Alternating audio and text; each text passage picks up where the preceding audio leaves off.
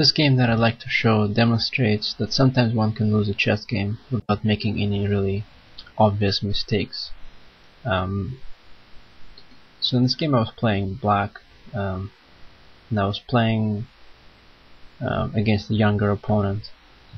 So my hope for this game was to somehow get into an endgame and try to outplay him in the calm position. And I was pretty fortunate in this game, because this is kind of the scenario along which this game developed. So in a fairly calm opening, white is not trying to be too aggressive, and I just play my usual setup. h3 just shows that white is being really very solid and doesn't want to get into any complications or try to really hard get an advantage. So both sides just finished development, and here white has to decide what to do with the bishop on f1, and he could put it just on e2, but it'll be very passive there. And in this position, black basically solved all his problems in the opening, because he managed to get the bishop outside of the pawn chain, and that usually allows black to equalize in the queen's pawn openings. So here white played bishop d3, and this allows me to exchange the light squared bishops, and that is a good thing for black, because his pawns are on the light squares and white's pawns are on the dark squares, and that makes this bishop bad.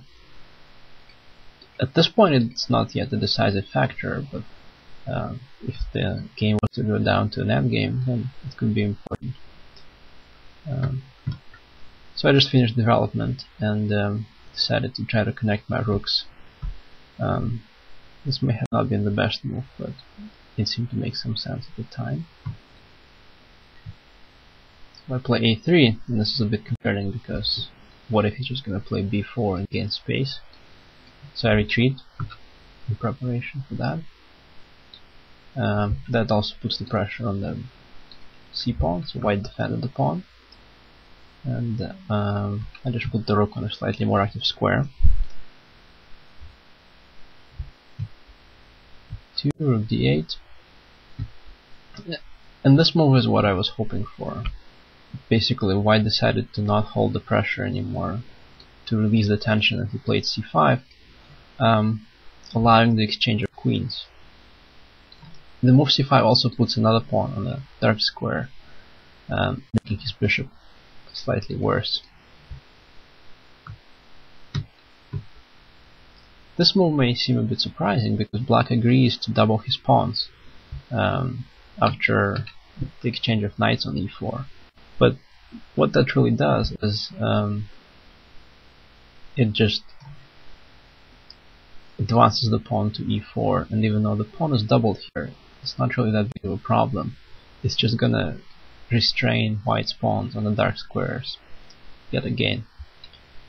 c3, and in this position the plans should be pretty straightforward.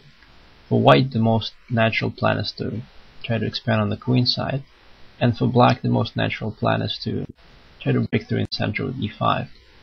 But that's not possible yet, so I need to improve my pieces a little bit first. And for now the pawn on e4 is being attacked, so I have to protect it. 5, b4, white expands as planned, and bishop f6. As counterplay against white's plan of b5, black is trying to break in the center of e5.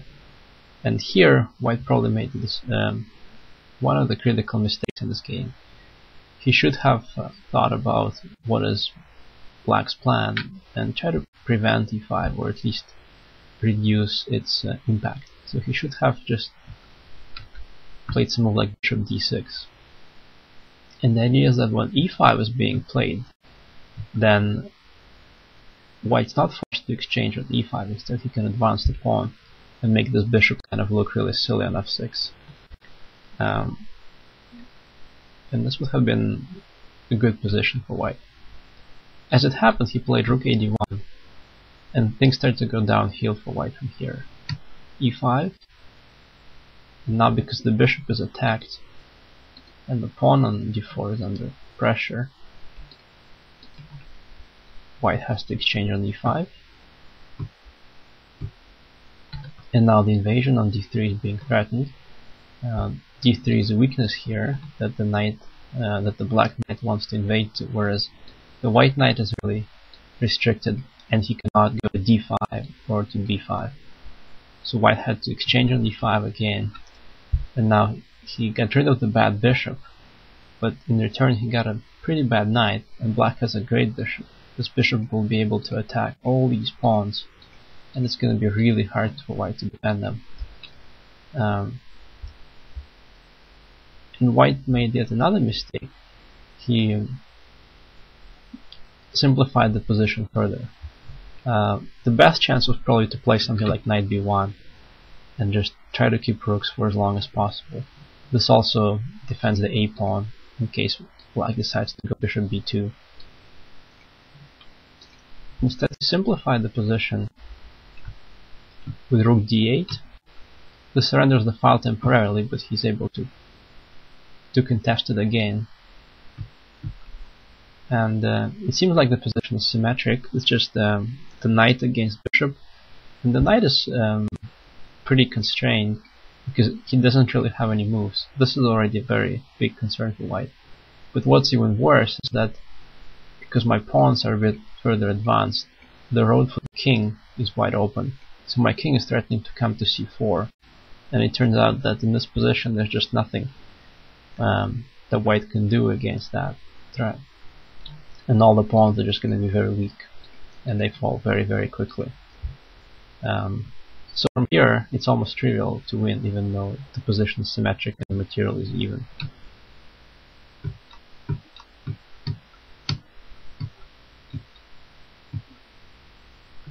And now the pawn on b4 and the pawn on c5 are very weak, so I just undermine the pawn chain with a5. White has to take, and now the pawn on c5 falls, and now the a pawn is also going to fall. And because white's pieces are very passive and he cannot play knight to c3 or knight to b2, then black can just transpose into the pawn endgame. So because of that, he still cannot move the knight, and the position just remains very hopeless for him. Black has won the pawn, and his pieces are much better placed. This comes a bit too late. Black creates the passed pawn. The only hope for white is that there's not that many pawns left on the board, but there's still quite enough material for black to win. And now I just keep playing against that knight. I keep that pawn on f5 to make sure that the knight is being constrained. The play against that passive knight is pretty much the theme here for black in this game. And also notice that the knight cannot go to d3 because of the simple d4 fork. So he played knight d1 instead. The pawn advances anyway, and now also the e-pawn is very weak, and the knight still doesn't have any good squares. The pawn moves, now the e-pawn is about to collapse. h5, capture, capture again, and up 3 pawns. Black is going to win fairly easily. The one last trap to watch out for is that if I allow this pawn to be traded off for that knight, and the king manages to somehow get into the corner, the game would suddenly be a draw. So I just really have to watch out for this one last thing. And at this point there's no hope for white, because I'm just gonna win this knight or advance the h pawn. So white resign in this position. The game shows that you really have to watch out for what color your pawns are being placed on and what pieces you're left with on the board.